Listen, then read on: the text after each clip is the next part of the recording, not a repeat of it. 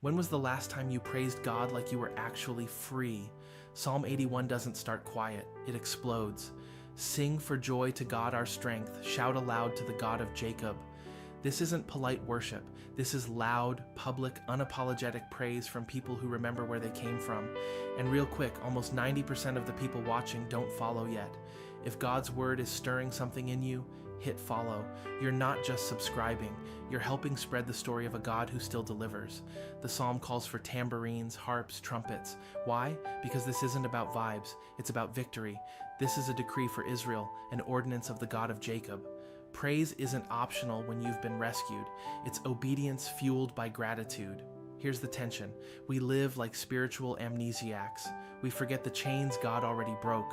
We focus on what's still hard and ignore what He already healed. We treat worship like background noise instead of a battle cry. But God interrupts with truth.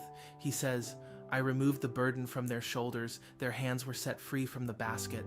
In other words, I saw you in slavery. I heard you under pressure. I stepped in when you cried out. In your distress you called and I rescued you. That's not ancient history, that's our story.